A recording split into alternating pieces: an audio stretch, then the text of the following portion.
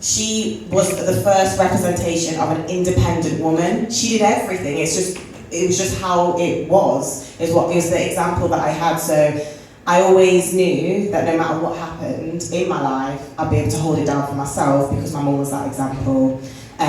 She built my self-worth. She built my self-confidence. I could never tell my mum that I was feeling bad about myself because she would just cuss me until I believed that I was it. So I am the product of my mum. And she is the first example of a real life super person, superwoman. I'm the eldest girl.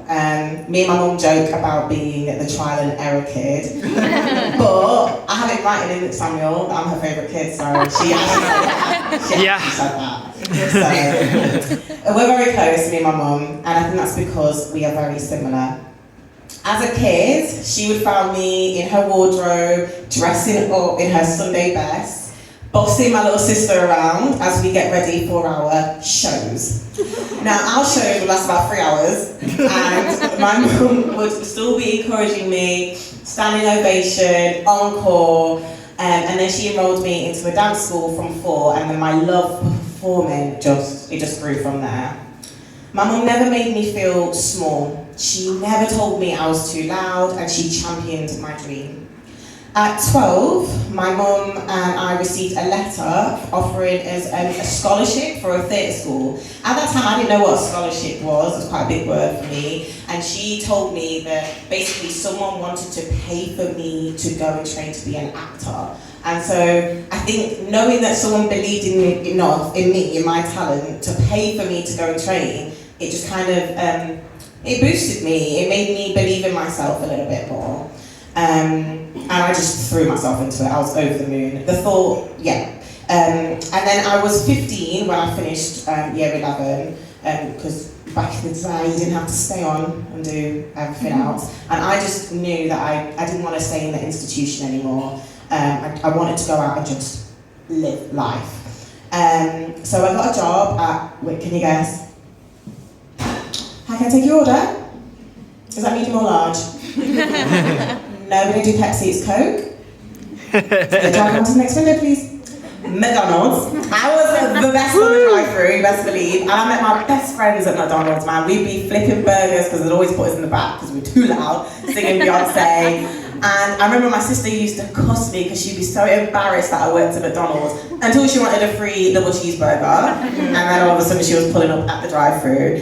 But I just knew I needed to work. I wanted to be out in the world. I wanted to watch people. I wanted to experience life. And I just knew that I wanted to save to move to London to become an actor because I didn't really have a guide.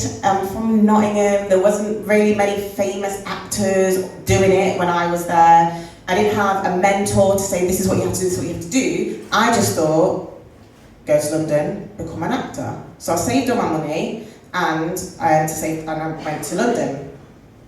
I had £480. And I thought, that was a lot of money back then. And I thought, I'll be fine.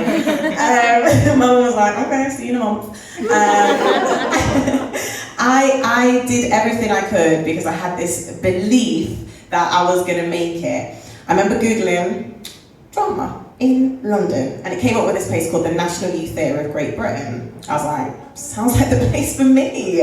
So I rang them and asked to get on this course. They were like, I'm so sorry, it's full. I knew it was full because I saw, but I just thought I'd just ring them anyway and just see. And I said, oh, okay, well, do you mind putting me on like a waiting list just in case anyone drops out?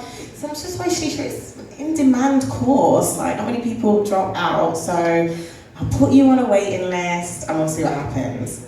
2 weeks later, they called me being like, okay, so someone's dropped out, can you move to London in 2 weeks?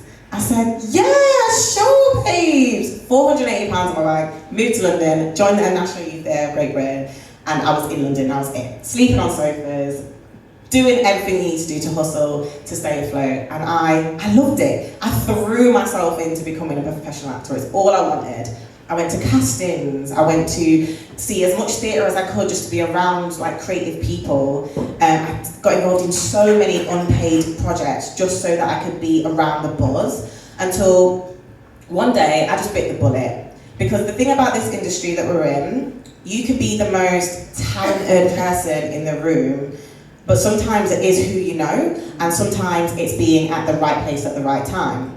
So I saw a play that was being casted at the National Theatre of Great Britain. So National Theatre is, for those who aren't actors, is a big thing, it's a big deal. They have the Olivier stage, okay? It's like the dream, okay? And I saw they were casting the play. Little me rings up casting.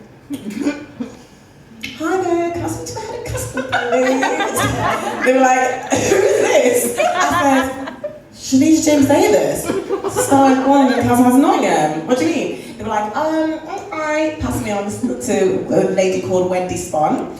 She was like, hello. I said, hi, you don't know me, but I can see casting for a play at the National, and I was wondering if I could audition, please. She said, are you in anything that we can see, darling? Are you represented? I said, yep. She said, okay, well, if you send me the details, and I'll try and make it to come and see you, because we need to see you in something if you don't have any credits. I was like, oh boy, okay, cool, we've got to find something to be in to invite this woman to come and see me.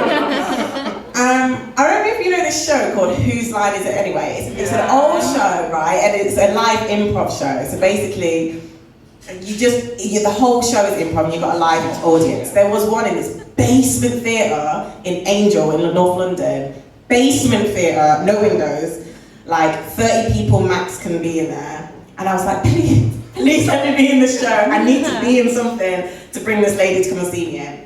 Anyway, did the show, she didn't come. I was like, oh, okay, cool, well, I'll shoot my shot in it. You can all agree I shot my shot, okay? And then I got a call like a week or two later, and she said that she had sent her assistant over, and she wants me to audition. Guys, I got the part.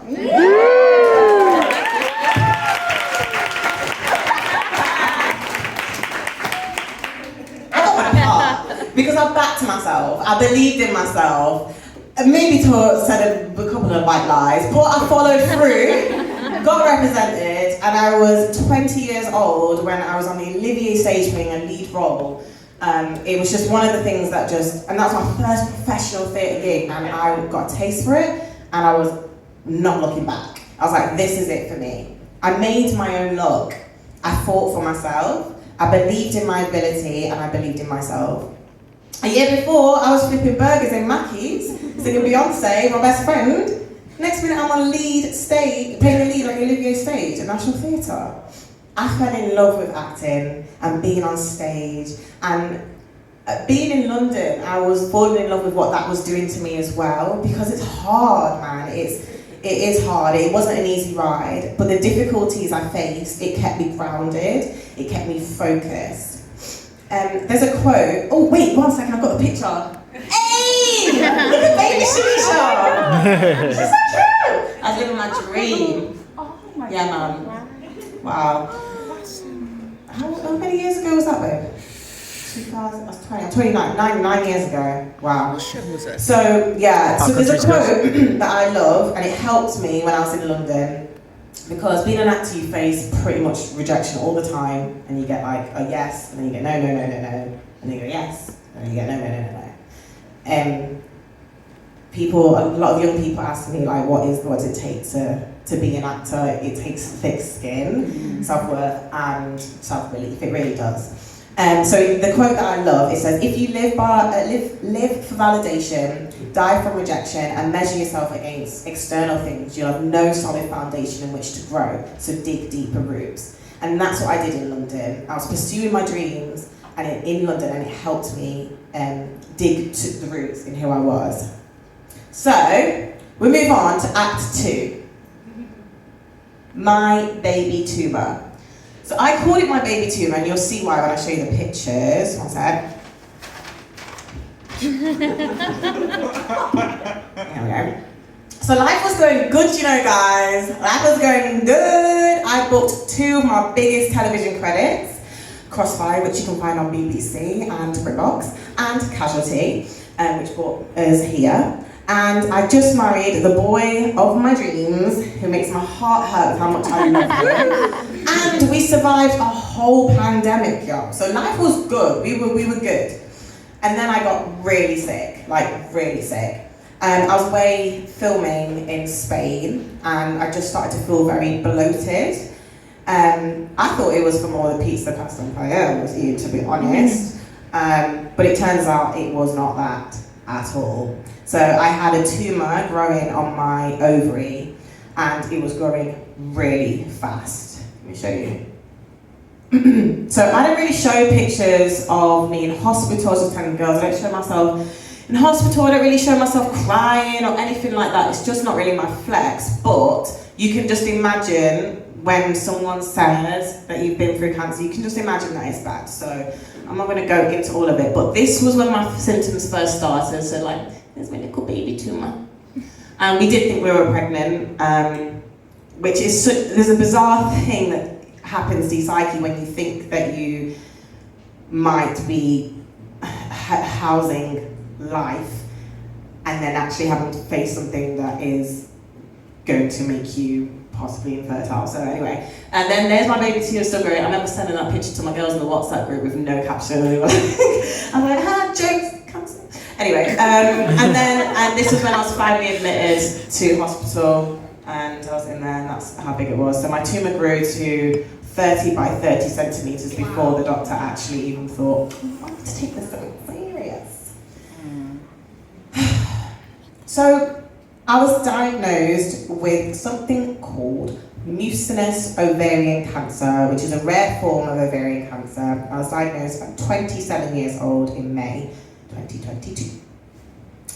And mucinous ovarian cancer is diagnosed in around 3% of cases, so that's around 200 women a year. So it's not a surprise that I haven't met anybody else with the kind of cancer that I have. It's not a surprise that they don't have any research for women with mucinous ovarian cancer under 30. And it wasn't a surprise that they didn't really know what to do with me and why I got the care so late on. So don't get me wrong, I like feeling special, one of a kind even, but it can get quite lonely feeling like you're the only person going through what you're going through. And after I was misdiagnosed and told that my tumour was actually benign, purely based on my age, nothing else, then having to advocate and push for my help to then be rushed into hospital, I was tired. I was so tired. And I didn't share my diagnosis for a long time. My family and my inner circle were the only support that I felt that I needed when I was going through my treatment. I wasn't a particularly private person. I just felt so much shame and so much confusion and anger. I was so angry. I still a little bit am. But I was healing and I was recovering, and all the energy that I had, I was using to try and stay alive. And so I didn't have any to be trying to explain to people or to share or anything like that. I had to save it for me, so I didn't lose my mind, and so I didn't give up.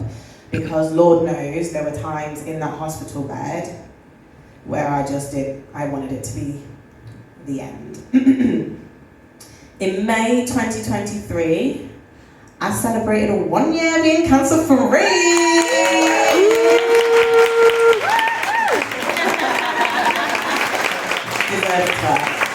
Thank you. Yes. So people love to say to me, Shanisha, I really appreciate life now. And I'm like, actually, Sandra, life was pretty good before cancer, actually. Don't really agree with that. What makes you think that my life sucked before cancer? No. I appreciate life, but I actually appreciate life before I went through everything. There's no reason for that. I was actually living my best life, so no. And people like to say, everything happens for a reason. Have you seen that Cardi B clip? What was the reason? Okay, Sandra, what was the reason? Because cancer is a thief. Well, let's not get it twisted. We're not thankful for it. It stole half my reproductive organs. It stole a whole year of my precious 20s. It sent me into a deep depression that only me and my mind alone had to claw myself out of. Sometimes assholes get cancer, but sometimes really fit, beautiful women get cancer too, okay? And it's completely unfair, no one knows why we get this awful disease. And to be honest, it is so tiring trying to figure out why, what we did, you know, bad karma, like whatever it is. And actually, my medical story, it is a long one, as you can imagine, and it is as disappointing as it is for many people who have been through cancer. But what I find more interesting, more fascinating, and more applaudable is those people who find a way to still have hope, to still fight, to still recover, to still get up every day and keep being themselves and to keep going. Because two things cancer did not take from me is my self-belief and my dream, okay? So I began talking about my diagnosis earlier this year on my YouTube channel. Oh wait, I think I got... That's me, yeah. And I received, and I was terrified, to be honest, because online is scary, it's a really scary place, and it's easy for everything to appear perfect. And to be honest, a lot of my following wasn't from the cancer community, it was from my acting community and my peers and stuff. So I was a little bit nervous, and it was super scary. I also felt guilty as well that I hadn't shared what was going on, because by the time I was online, I basically looked like this.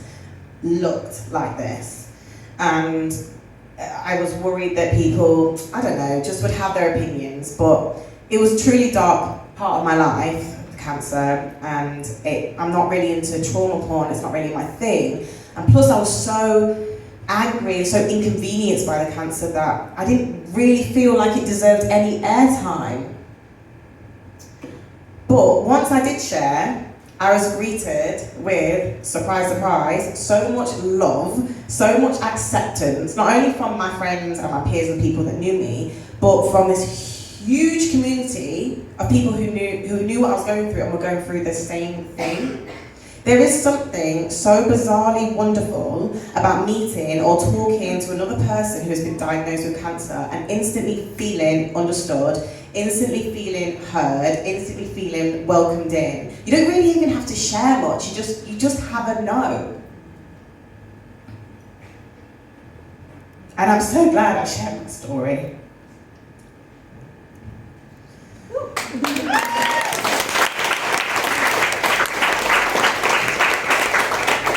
So before I move on, I do have to, because I'm an advocate, I have to remind you of the symptoms of ovarian cancer, because I remember when I was diagnosed, none of my girlfriends even knew what it was, they didn't know the symptoms, and to be honest, the symptoms are so bloody vague.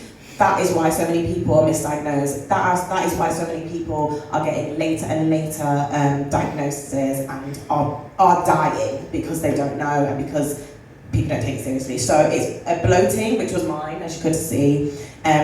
Eating habits, like getting fuller quicker. Obviously, if you're bloating, it's pressing on everything and you're getting fuller quicker. Any abdominal pains and a change in toilet habits, so like weeing more. If something don't feel right, just get it checked out, okay? Act 3, YOLO! Dream versus perfect. Listen, YOLO's staying, okay? I'm a 90s girl, YOLO is staying. I'm bringing it back. If it dies, it's happening, okay? I never really understood the term YOLO until I had cancer because my whole perspective changed. Tomorrow really isn't promised, you guys. There is no dress rehearsal for life. This is it. Lights, cameras, action, you get me? So we need to not be getting ready, we need to stay ready. And you guys obviously stay ready because you all look fierce. My mom always says to me and Samuel, you guys just love to do everything all at once. And my brother always says, you guys live for the drama, you live in chaos. And we do, it's true. I love to feel everything. To me, YOLO isn't morbid, it's not a pressure, it's not toxic positivity. It reminds me to take risks. It reminds me to say yes to things that might frighten me. It reminds me to laugh loud and love hard and try and fail and then try again. When I was in bed-bound, recovering from my surgery, wondering if I would/could do the only thing that I believed I was ever truly skilled at, the only thing I thought gave me purpose, acting, guys, if you haven't been listening, it's acting. My husband came to me with a business idea to open a performing arts school for children. And my first thought was, you know what they say, those who can't teach, people are gonna think I failed. But my husband, knowing the girl that he married, worded his proposal very cleverly. And he told me that not only will I be able to give my students the same opportunities that I had back in the day, do you remember that scholarship and all that? But it would give me something that I could control, because cancer took so much of the control away from me. No matter what happens, I'll still have something that's mine and that's making a real difference, that's leaving a legacy, okay? So we just jumped straight into it, to be honest, in true Heron fashion, while still recovering from surgery, working on the set of Casualty. We opened our first performing arts school, Stagecoach Penal. Woo!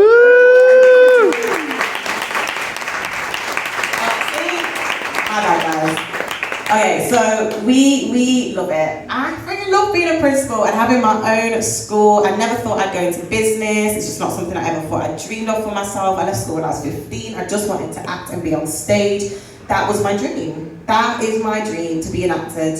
My passion is to tell stories, okay? And to transform people into worlds and to hold a mirror up to society. That is my dream, but now what's my purpose? Why did cancer just take me out? Like, why am I still here? What is there left for me to do? And what am I going to do with this life that I fought so hard to still be here for? Because best believe I'm not going to waste it, worried about what other people think of me, living up to ridiculous standards. I'm going to do what makes me happy. I'm going to do what brings me peace and joy. I'm going to do me, which means extending myself grace and extending other people copious amounts of grace, because life is challenging. Life be lifing sometimes, and there is no rules, there's no way to navigate it properly. We just got to do our best. And working with children, it grounds me. It's an honor to be a part of their lives, to import something that is my dream into them, to give them a space to creatively be themselves, express themselves. I love it. It's a privilege to be an example to young people on how to live positively and loudly. Okay. That's the end, okay? So how does the story end? Well, thankfully it's not the end, because I'm still here. In fact, it really does feel like the beginning. Like I said at the beginning, I'm going through a transitional phase at the moment, and I still have big dreams and goals for my professional work. I mean, still on my BAFTA right now, so still work to do. And our school is growing, and we've got exciting plans for our students and our community in Penarth. But personally, I'm excited about doing all the things that make me happy. I just want to spend my life being happy. I mean, achievements and goals are good, don't get me wrong, okay? But ultimately, that's what we all want, really, because we didn't ask to be here. We're all products of other people's decisions. So what are we going to do with this life that we're here? Happiness looks different on everybody, which is like what is so beautiful about humans. And sometimes we can get lost in the hustle and the grind and the statistics and the followers and the algorithm and the bam, bam, bam, bam, bam. And sometimes and I know, because I've been there, and I still am there, I do it. I'm a type A kind of person, so I know. But often we can mistake happiness on measurable success. So, I'm going to leave you all with a challenge! Okay, so Can you name, well, what I want you to do every evening for the next 7 days is when you are in bed with your partner or your dog or on your own, turn to yourself or your partner and name one thing that you did that day that you did just for pure happiness, for pure joke, not to make money, not to gain followers, not because you've got a deadline, just for the hell of it. Because each day means that we're not finished yet. Every day that we wake up, it means we're not done yet. Laura, you said, what else is there? There has to be more, okay? It could be just eating some good foods. You know when you make yourself like a good brunch and you're like, oh, this should be in Milkwood. This is amazing. Or you just call your bestie just for pure jokes, okay? Just to catch jokes. Spend time with a pet. Make a fun TikTok with your niece who doesn't think you're cool anymore. True story. Or what I like to do is I've got a beautiful mirror in my room and I just love to put on a Beyonce and lip sync to the whole song like I'm on stage. Just for pure fun. Didn't make no money, nothing happened, but it made me happy. And I just want you all to challenge yourself to do that. Thank you so much for listening. Follow me! Okay, I'm on the Instagram. Subscribe to my YouTube channel. If you've got children that are running around your house singing Frozen, bring them to our school.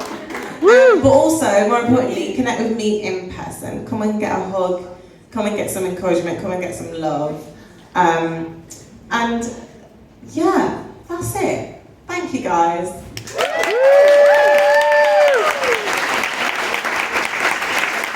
Right, all speakers, stay on the stage. All speakers back up, please, for our Q&A. I've just checked and I've had 3